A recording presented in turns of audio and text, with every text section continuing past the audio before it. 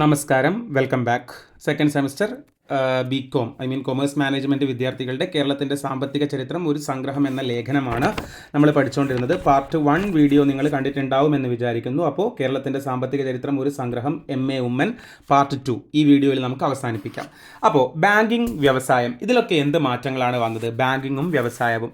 കേരളത്തിൽ ആധുനിക ബാങ്കിങ് തുടങ്ങിയത് മുതലാളിത്ത വളർച്ചയുടെ ഭാഗമായുള്ള കമ്പനികളും ഉൽപ്പാദനവും വന്നതോടെയാണ്. കേരളത്തിൽ ആധുനിക ബാങ്കിങ് തുടങ്ങിയത് മുതലാളിത്ത വളർച്ചയുടെ ഭാഗമായുള്ള കമ്പനികളും ഉൽപ്പാദനവും ഒക്കെ വന്നതോടുകൂടിയാണ് ബാങ്ക് തുടങ്ങുന്നത്. തുറമുഖ പട്ടണങ്ങളിലോ വ്യവസായ കേന്ദ്രങ്ങളിലോ അല്ല, മറിച്ച് തിരുവല്ലയ്ക്ക് ചുറ്റുമുള്ള നിരണം, തലവടി, അമ്പലപ്പുഴ തുടങ്ങിയ ഗ്രാമപ്രദേശങ്ങളിലാണ് ബാങ്ക് ആദ്യം രൂപം കൊണ്ടത് കേട്ടോ. അതായത് തുറമുഖ പട്ടണങ്ങളിലോ വ്യവസായ കേന്ദ്രങ്ങളിലോ ഒന്നുമല്ല, ഇതുപോലെയുള്ള സ്ഥലങ്ങളിലാണ് ബാങ്ക് ആദ്യം രൂപം കൊണ്ടത്. 1900 തിരുവിതാംകൂറിൽ 23 ജോയിന്റ് സ്റ്റോക്ക് കമ്പനികളും 47 ഫാക്ടറികളും പ്രവർത്തിച്ചിരുന്നു. ആദ്യത്തെ 2 ജോയിന്റ് സ്റ്റോക്ക് കമ്പനികൾ 1889 സ്ഥാപിച്ച പുനലൂർ പേപ്പർ മില്ലും തിരുവല്ല കണ്ടത്തിൽ വീട്ടുകാർ തുടങ്ങിയ മനോരമ കമ്പനിയുമാണ്. മനോരമ, കണ്ടത്തിൽ വർഗീസ് മാപ്പിളയൊക്കെ അറിയായിരിക്കും നിങ്ങൾക്ക്. തിരുകൊച്ചി പ്രദേശത്തെ ആദ്യത്തെ ജോയിന്റ് സ്റ്റോക്ക് ബാങ്ക് 1900 സ്ഥാപിച്ച തിരുവല്ല ബാങ്കാണ്. തിരുവല്ലക്കാരായ CP മാത്തനും 1919 അദ്ദേഹം കൊയിലോൺ ബാങ്ക് സ്ഥാപിച്ചു. KC മാമൻ മാപ്പിളയും 1917 അദ്ദേഹം ട്രാവൻകൂർ നാഷണൽ ബാങ്ക് സ്ഥാപിച്ചു. ചേർന്നാണ് ചരിത്ര പ്രസിദ്ധമായ നാഷണൽ കൊയിലോൺ ബാങ്ക് സ്ഥാപിച്ചത്. ഞാൻ പിന്നെയും നിങ്ങളോട് റിപ്പീറ്റ് ആയിട്ട് പറയുകയാണ്, കണ്ടോ, ഇതൊക്കെ വായിക്കുമ്പോൾ നമുക്ക് എക്സ്ട്രാ ഇതിൽ ഒരു പോയിന്റും പറയാനില്ല, അതുകൊണ്ടാട്ടോ ഇങ്ങനെ വായിച്ചു പോകുന്നത്. കൊല്ലത്തെ കശുവണ്ടി ഫാക്ടറികൾ, കുണ്ടറ കളിമൺ ഫാക്ടറി, ടൈറ്റാനിയം ഫാക്ടറി തുടങ്ങി നിരവധി വ്യവസായ സ്ഥാപനങ്ങൾക്ക് തുടക്കം കുറിച്ച ഈ ബാങ്ക് CP രാമസ്വാമി അയ്യർ തകർത്തില്ലായിരുന്നുവെങ്കിൽ കേരളത്തിൻ്റെ വ്യവസായ ഭാവി മറ്റൊന്നാകുമായിരുന്നു. അങ്ങനെ ഇവിടെ വന്ന ബാങ്കിങ്ങിലുള്ള പുരോഗതിയെക്കുറിച്ചും അതുപോലെ ബാങ്കിങ്ങിൻ്റെ ചരിത്രം പറയാണ്. ബാങ്കിങ് വ്യവസായം പൊതുവെ പറഞ്ഞാൽ ശക്തമായി വളർന്നു. 1936 തിരുവിതാംകൂറിൽ 18,500 പേർക്ക് ഒരു ബാങ്ക് ഉണ്ടായിരുന്നപ്പോൾ, മീൻസ് ഒരു ബാങ്കിൻ്റെ കീഴിൽ 18,500ഓളം പോപ്പുലേഷൻ എന്നുള്ള അർത്ഥത്തിൽ, അതായത് അങ്ങനെയല്ലേ നമ്മൾ കണക്കാക്കുക, ഇവിടുത്തെ പോപ്പുലേഷൻ വെച്ചിട്ട് ഇവിടുത്തെ ബാങ്കിൻ്റെ എണ്ണം എടുത്തിട്ട് ഇത്ര പോപ്പുലേഷൻ ഇത്ര ബാങ്ക് ഉണ്ട് എന്നുള്ള അർത്ഥത്തിൽ നമ്മൾ പറയും. അപ്പോൾ 18,500 പേർക്ക് ഒരു ബാങ്ക് ഉണ്ടായിരുന്നപ്പോൾ ഇന്ത്യയിൽ 76,000 പേർക്ക് ഒരു ബാങ്കായിരുന്നു. അപ്പോൾ അത്രത്തോളം നമ്മൾ മുന്നിലായിരുന്നു. ഫ്രാൻസിൽ 20,000 പേർക്ക് ഒരു ബാങ്കും. ആ സമയത്താണ് തിരുവിതാംകൂറിൽ 18,500 പേർക്ക് ഒരു ബാങ്ക് എന്ന് ആലോചിക്കണം കേട്ടോ. ആ സമയത്ത് ഇന്ത്യയിൽ 76,000 പേർക്കൊരു ബാങ്കായിരുന്നു, ഫ്രാൻസിൽ 20,000 പേർക്കൊരു ബാങ്കും. 1949 തിരുകൊച്ചിയിൽ 18 ചതുരശ്ര മൈലിന് ഒരു ബാങ്ക് ഉണ്ടായിരുന്നപ്പോൾ ഇന്ത്യയിൽ അത് 222 ചതുരശ്ര മൈലിനായിരുന്നു. 1953 ഇന്ത്യയിൽ കൽക്കട്ട നഗരം കഴിഞ്ഞാൽ ഏറ്റവും കൂടുതൽ ബാങ്കുകളുള്ള ഹെഡ് ക്വാർട്ടേഴ്സ് തൃശ്ശൂരിലായിരുന്നു. നമ്മുടെ പുരോഗതിയെക്കുറിച്ച് തന്നെ കേട്ടോ പറയുന്നത്. കാർഷിക പ്രധാനമായ ഒരു സമ്പദ് വ്യവസ്ഥയിൽ ഘടനാപരമായ മാറ്റമുണ്ടാകുമ്പോൾ കൃഷിയിൽ നിന്നും വ്യവസായം, ഊർജം തുടങ്ങിയ ദ്വിതീയ മേഖലകളിലേക്കും തൊഴിലാളികൾ വിന്യസിക്കപ്പെടും. നിങ്ങൾക്ക് ഈ ദ്വിതീയ മേഖല, പ്രാഥമിക മേഖല, തൃതീയ മേഖല ഇതൊക്കെ അറിയാലോ. പ്രൈമറി, സെക്കൻഡറി, ടെർഷറി സെക്ടർ നിങ്ങൾ കൊമേഴ്സ് പഠിച്ചിട്ടുണ്ടാവും. പ്രൈമറി എന്ന് പറയുമ്പോൾ ഏറ്റവും സിമ്പിളായിട്ട് ഏറ്റവും ബേസ് കൃഷി പോലെയൊക്കെ ഉള്ളത്. പിന്നെ വ്യവസായ മേഖല, സേവന മേഖലയൊക്കെ നിങ്ങൾ പഠിച്ചിട്ടുണ്ടാവും. അപ്പോൾ കാർഷിക പ്രധാനമായ ഒരു സമ്പദ് വ്യവസ്ഥയിൽ, കൃഷി മെയിനായിട്ടുള്ള ഒരു സമ്പദ് വ്യവസ്ഥയിൽ ഘടനാപരമായ മാറ്റം ഉണ്ടാകുമ്പോൾ കൃഷിയിൽ നിന്നും വ്യവസായം, ഊർജം തുടങ്ങിയ ദ്വിതീയ മേഖലകളിലേക്കും സെക്കൻഡറി സെക്ടറിലേക്കും തൊഴിലാളികൾ വിന്യസിക്കപ്പെടും. അത് പറയാൻ നമുക്കൊരു പട്ടിക തന്നിട്ടുണ്ട്. കേരളത്തിലെ പ്രധാന സാമ്പത്തിക മേഖലകളിൽ പുരുഷ തൊഴിലാളികളുടെ കണക്ക് പറയുന്നൊരു പട്ടിക. മേഖല, കൃഷി, വ്യവസായം, സേവനം, ആ രീതിയിൽ കേട്ടോ. ഞാൻ പറഞ്ഞ 3 സെക്ടറായിട്ട് തിരിച്ചിട്ട് തന്നെയുള്ളൊരു പട്ടിക തന്നിട്ടുണ്ട്. നിങ്ങൾ ടെക്സ്റ്റ് ഒന്ന് നോക്കുക. 1911 തന്നെ ഇന്ത്യയിലെ മറ്റേതൊരു പ്രദേശത്തെക്കാളും കൂടുതലായി കേരളത്തിലെ തൊഴിൽ സേന സേവന മേഖലയിൽ പ്രവർത്തിച്ചുവെന്ന് പട്ടികയിൽ നിന്ന് കാണാവുന്നതാണ്. അതായത് 1911 65.7 ആയിരുന്നു കൃഷിയിലുണ്ടായിരുന്നത്, പിന്നെ വ്യവസായത്തിൽ 11.6, സേവനത്തിൽ 22.7. ചാതുർവർണ്ണത്തിൻ്റെ 4 കെട്ടിൽ ഉൾപ്പെടാത്ത സുറിയാനി ക്രിസ്ത്യാനികൾ, മുസ്ലിങ്ങൾ, ഈഴവർ തുടങ്ങിയ വിഭാഗത്തിൽപ്പെട്ടവർ ഒരു തൊഴിലാളി വർഗമായി പ്രവർത്തിച്ചു. 1951 ചിത്രം ഒന്നുകൂടി വ്യക്തമാണ്. അതും ഇവിടെ പട്ടികയിൽ തന്നിട്ടുണ്ട് കേട്ടോ. കൃഷിയിൽ ഏർപ്പെട്ടിരിക്കുന്നവരുടെ ശതമാനം നന്നേ കുറഞ്ഞു. അന്ന് ലോകത്തിലെ തന്നെ ഏറെ ജനസാന്ദ്രമായ ഭൂപ്രദേശമായിരുന്നു കേരളം. കാർഷിക മേഖലയിൽ പിടിച്ചു നിൽക്കാനാവാത്ത ഭൗതിക സാഹചര്യമായതിനാൽ അതിജീവനത്തിനായി ചെറിയ കടകൾ, ചായപ്പീടികകൾ, സൈക്കിൾ ഷോപ്പ്, ചിട്ടി നടത്തിപ്പ് തുടങ്ങി നിരവധി പണികൾ ചെയ്യാൻ ആളുകൾ നിർബന്ധിതരായി. പ്രാഥമിക മേഖലയോട് ബന്ധപ്പെട്ട എണ്ണ മില്ലുകൾ, അതായത് പ്രാഥമിക മേഖല എന്ന് പറയുമ്പോൾ മെയിനായിട്ട് കൃഷിയല്ലേ, അതുമായി ബന്ധപ്പെട്ട എണ്ണ മില്ലുകൾ, കയറ്, കൈത്തറി, കരകൗശലം, ഓട്, തടിമില്ലുകളൊക്കെ ആയിരുന്നു ആദ്യകാല വ്യവസായങ്ങൾ. 30കൾക്ക് മുൻപ് വൻ വ്യവസായങ്ങൾ കേരളത്തിൽ ഉണ്ടായിരുന്നില്ല. 1935 തിരുവനന്തപുരത്ത് റബ്ബർ വർക്ക്സ് ആരംഭിച്ചു. ഇതിനു പുറമെ Indian aluminium, rare earth, Travancore Cochin chemicals, ഫാക്ടറിയില്ലേ fertilisers and chemicals FACT, Travancore electro chemicals എന്നിങ്ങനെ നിരവധി വൻ വ്യവസായങ്ങൾ ആലുവ, കൊച്ചി മേഖലയിൽ സ്ഥാപിക്കുകയുണ്ടായി. സർക്കാരിൻ്റെ വ്യവസായ പ്രോത്സാഹന നയവും പള്ളിവാസൽ ജലവൈദ്യുത പദ്ധതി 1940 അത് പ്രവർത്തനം ആരംഭിച്ചത്. ജലവൈദ്യുത പദ്ധതിയിൽ നിന്നുള്ള വൈദ്യുതിയുമാണ് ഈ മേഖലയിലേക്ക് വ്യവസായങ്ങൾ വരാൻ മുഖ്യ കാരണം. കേരളം അലൂമിനിയത്തിൻ്റെ അസംസ്കൃത അയിരായ ബോക്സൈറ്റ് ഉൽപ്പാദിപ്പിക്കുന്നില്ലെങ്കിലും, ഈ ബോക്സൈറ്റിൽ നിന്നാണ് അലൂമിനിയം വേർതിരിച്ചെടുക്കുക, അതുകൊണ്ടാണ് അലൂമിനിയത്തിൻ്റെ അയിര് എന്ന് പറയുന്നത്, ഉൽപ്പാദിപ്പിക്കുന്നില്ലെങ്കിലും ഗാർഹിക ആവശ്യങ്ങൾക്കുള്ള വൈദ്യുതി നിരക്കിൻ്റെ 20% കുറച്ചു കൊടുത്താണ് ഇന്ത്യൻ അലൂമിനിയം ഫാക്ടറി കൊണ്ടുവന്നത്. ചെറുകിട വ്യവസായങ്ങൾക്കും കൃഷിക്കും ഈ ആനുകൂല്യം നൽകിയില്ല.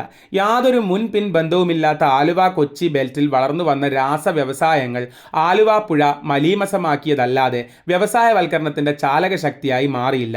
ഇന്ത്യയിൽ വ്യവസായവൽക്കരണത്തിൻ്റെ മുഖ്യ സ്രോതസ്സുകൾ കേന്ദ്ര സർക്കാർ, സംസ്ഥാന സർക്കാർ, സ്വകാര്യ മേഖല എന്നിവയാണ്. 1951-56 കാലഘട്ടത്തിൽ, അതായത് ഒന്നാം പഞ്ചവത്സര പദ്ധതിക്കാലത്ത് കേരളത്തിന് യാതൊരു കേന്ദ്ര മുതൽ മുടക്കും ലഭിച്ചില്ല എന്നതും ഇവിടെ എടുത്തു പറയേണ്ടതാണ്. ഇനി കേരളത്തിൻ്റെ ഉൾനാടൻ കുടിയേറ്റങ്ങളെ കുറിച്ചിട്ടാണ് നമ്മൾ അടുത്ത പറയുന്നത്. കേരളത്തിൻ്റെ ഉൾനാടൻ കുടിയേറ്റങ്ങൾ. മലയാളിയുടെ കുടിയേറ്റത്തെക്കുറിച്ച് പറയുമ്പോൾ പ്രായണ ഗൾഫ് കുടിയേറ്റത്തെക്കുറിച്ചാണ് പരാമർശിക്കാറുള്ളത്, ശരിയല്ലേ? മലയാളി കുടിയേറിയതിനെക്കുറിച്ച് പറയുമ്പോൾ നമ്മൾ ഗൾഫിലേക്ക് പോയതിനെക്കുറിച്ചാണ് പറയാറുള്ളത്. 1974 തുടങ്ങിയ ഈ പ്രതിഭാസത്തിന് മുമ്പ്, ഗൾഫ് കുടിയേറ്റത്തിന് മുമ്പ്, മലബാറിലെ അസ്വതന്ത്രരായ ദരിദ്ര കുടിയാന്മാരും കർഷക തൊഴിലാളികളും 1930കളിൽ അന്യരാജ്യങ്ങളിൽ വേല തേടി പോയിരുന്നു. 1931 മലയായിലുണ്ടായിരുന്ന 34,898 മലയാളികളിൽ 25,000 പേർ മലബാറിൽ നിന്നുള്ളവരായിരുന്നു. അപ്പം പണ്ടേ നമ്മളങ്ങനെ കുടിയേറുന്നവരായിരുന്നു.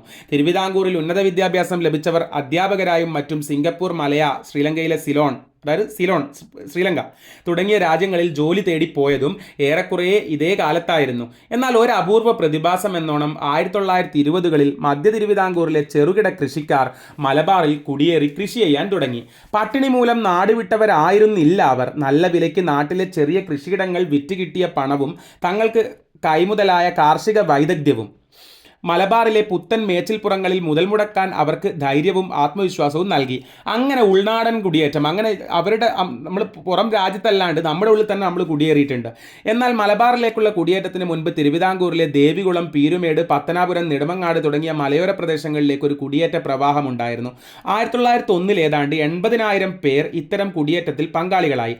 വിദ്യാഭ്യാസവും ലോകസമ്പർക്കവും വർദ്ധിച്ചതോടെ പഴയ ജീവിതശൈലി മാറാനുള്ള പ്രേരണയുണ്ടായത് ഉൾനാടൻ കുടിയേറ്റത്തിന് കാരണമായി എന്ന് തോന്നുന്നു. നമ്മുടെ നാട്ടിൽ നിന്ന് തന്നെ വേറെ നാട്ടിലേക്ക് എന്ത് ചെയ്തു? കുടിയേറി. വിദേശ രാജ്യങ്ങളിലേക്ക് കുടിയേറിയത് പോരാണ്ട് തിരുവിതാംകൂറിലെ ഗ്രാമീണർ മെച്ചപ്പെട്ട ജീവിത സാഹചര്യം വേണമെന്ന് അതിയായി മോഹിച്ചിരുന്നുവെന്ന് 1930 Travancore banking enquiry committee report ചൂണ്ടിക്കാണിക്കുന്നു. തുടക്കത്തിൽ മലബാറിൽ ഏക്കറിന് 2 രൂപ നിരക്കിൽ ഭൂമി ലഭിച്ചു. പിന്നീട് വെട്ടിത്തളിച്ച് കൃഷിയിറക്കി. മലമ്പനി മൂലം അനേകർ മരിച്ചുവെങ്കിലും 1920കളിൽ മധ്യ തിരുവിതാംകൂറിൽ നിന്ന് തുടങ്ങിയ ഒഴുക്ക് 2-3 പതിറ്റാണ്ടുകൾ തുടർന്നു. നെല്ല്, മരച്ചീനി, വാഴ, ഇഞ്ചിപ്പുല്ല്, ഇഞ്ചി, കശുവണ്ടി, കുരുമുളക് എന്നിങ്ങനെ നിരവധി വിളകൾ പുത്തൻ പ്രദേശത്ത് കൃഷി ചെയ്തു.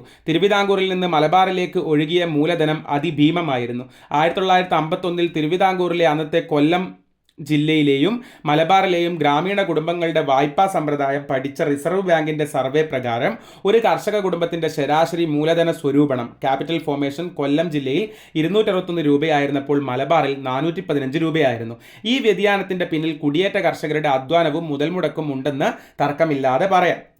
കൃഷി ഉപജീവന മാർഗമാക്കി ലളിത ജീവിതം നയിച്ച കർഷകർ കൃഷി വാണിജ്യാടിസ്ഥാനത്തിലുള്ള ഒരു ബിസിനസ്സാക്കി മാറ്റി. കൃഷി ഒരു ബിസിനസ്സാക്കി മാറ്റി. കാട് വെട്ടിത്തെളിച്ച് പൊന്നു വിളയിച്ചു.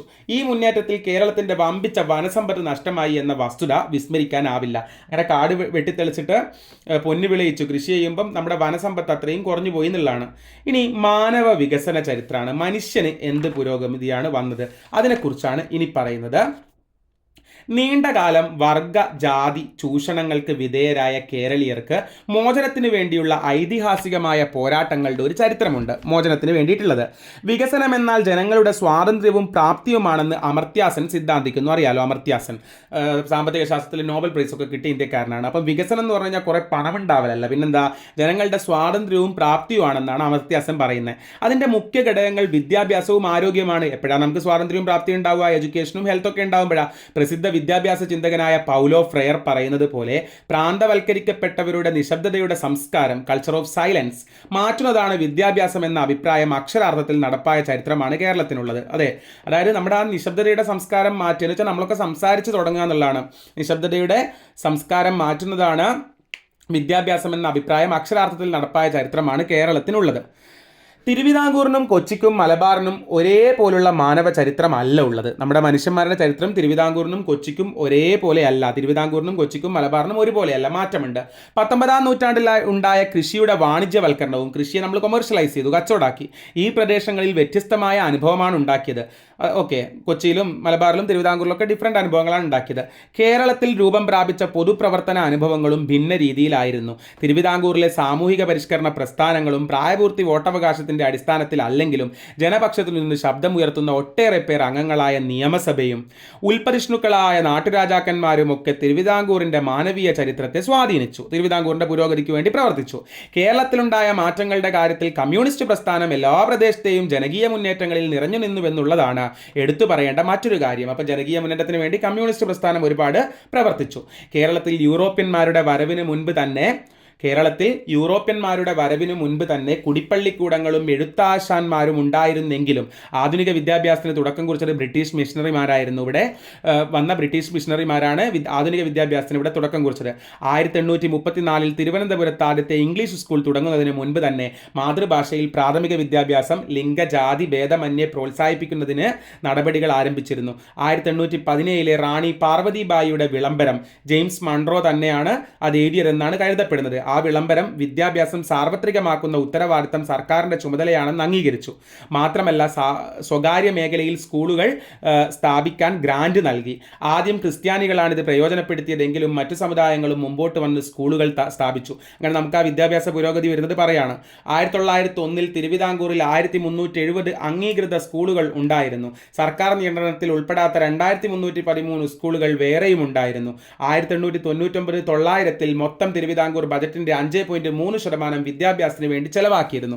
അങ്ങനെയാണ് നമുക്ക് വിദ്യാഭ്യാസ പുരോഗതി വരുന്നതെന്നാണ് പറയുന്നത് കേട്ടോ. വിദ്യാഭ്യാസ സൗകര്യങ്ങൾ ഏറ്റവും അധികം പ്രയോജനപ്പെടുത്തിയവരുടെ കൂട്ടത്തിൽ മുൻനിരയിലായിരുന്നു ഈഴവർ. 1906-7 മാത്രമേ ഈഴവ കുട്ടികൾക്ക് സർക്കാർ സ്കൂളുകളിൽ പ്രവേശനം അനുവദിച്ചിരുന്നുള്ളൂവെങ്കിലും 1872 ആദ്യത്തെ ഈഴവ വിദ്യാർത്ഥിയെ മഹാരാജാസ് കോളേജിൽ കൊച്ചിയിൽ പ്രവേശിപ്പിച്ചിരുന്നു. ദാരിദ്ര്യം എന്നും വിദ്യാഭ്യാസത്തിന് വിലങ്ങുതടിയായിരുന്നു അല്ലേ? ദാരിദ്ര്യം ഉണ്ടാകുമ്പോൾ പഠിക്കാൻ പോലും എങ്ങനെയെങ്കിലും പണിയെടുത്ത് വയറ് നിറക്കണം എന്നല്ലേ വിചാരിക്കൂ. 1925 മുതൽ ഉച്ചഭക്ഷണ പരിപാടി ചില സ്കൂളുകളിൽ തുടങ്ങിയിരുന്നു. 1945 മുതൽ അത് ഏതാണ്ട് സാർവത്രികമായി എല്ലാടെയായി. പല സ്കൂളുകളിലും പാൽ വിതരണവും നടത്തിയിരുന്നു. തിരുവിതാംകൂർ കാലത്തിന് മുൻപേ നടന്നുവെന്നാണ് ഈ പരിഷ്കാരങ്ങൾ വ്യക്തമായി സൂചിപ്പിക്കുന്നത്. അപ്പോൾ ആ വിശപ്പ് സ്കൂളിൽ നിന്ന് മാറിക്കഴിഞ്ഞ് കഴിഞ്ഞാൽ അതിനു വേണ്ടിയിട്ടെങ്കിലും പലരും സ്കൂളിൽ വരുമ്പം അതിലൂടെ വിദ്യാഭ്യാസം നേടി സമൂഹത്തിന് പുരോഗതി ഉണ്ടാവും. വിദ്യാഭ്യാസ കാര്യത്തിൽ തിരുവിതാംകൂറിലെയും കൊച്ചിയിലെയും പുരോഗതി മലബാറിലുണ്ടായില്ല. 1871 മുതൽ പ്രാഥമിക വിദ്യാഭ്യാസം തദ്ദേശ സ്ഥാപനങ്ങളുടെ ചുമതലയാക്കിക്കൊണ്ടുള്ള ബ്രിട്ടീഷ് നയപ്രഖ്യാപനം വളരെ ദോഷം ചെയ്തു. മലബാറിലെ സാക്ഷരതാ നിരക്ക് 1891 12.9% ആയിരുന്നത് 1931 14.4% മാത്രമായിട്ടേ വർദ്ധിച്ചുള്ളൂ. 1951 ഇത് 31.3% ആയിരുന്നു. തിരുവിതാംകൂറിൻ്റെ സാക്ഷരത 1891 13.4% ആയിരുന്നു. 1931 23.9%വും 1951 46.7%വുമായി ഉയർന്നു. കൊച്ചി സംസ്ഥാനത്ത് 1901 13.4%വും 1951 43.3%വും ആയിരുന്നു സാക്ഷരത. 1901 അഖിലേന്ത്യാ ശരാശരി വെറും 5.3%വും 1951 16.6%വും മാത്രമായിരുന്നുവെന്ന് ഓർക്കുമ്പോൾ മലബാറും താരതമ്യേന വളരെ ദൂരം മുന്നോട്ട് പോയിരുന്നുവെന്ന് കാണാം. പക്ഷേ കേരളത്തിൽ മൊത്തം നോക്കുമ്പോൾ മലബാർ തിരുവിതാംകൂറിലെയും കൊച്ചിയിലെയും പുരോഗതി എവിടെ വന്നിട്ടില്ല, മലബാറിൽ ഉണ്ടായില്ല എന്നുള്ളതാണ്. വിദ്യാഭ്യാസത്തിൽ എന്നതുപോലെ ആരോഗ്യരംഗത്തും മലബാർ പിന്നോക്കമായിരുന്നു. തിരുവിതാംകൂറും കൊച്ചിയും ആയുർവേദം പ്രോത്സാഹിപ്പിച്ചപ്പോൾ ബ്രിട്ടീഷ് മലബാറിൽ അത് ഉണ്ടായില്ല.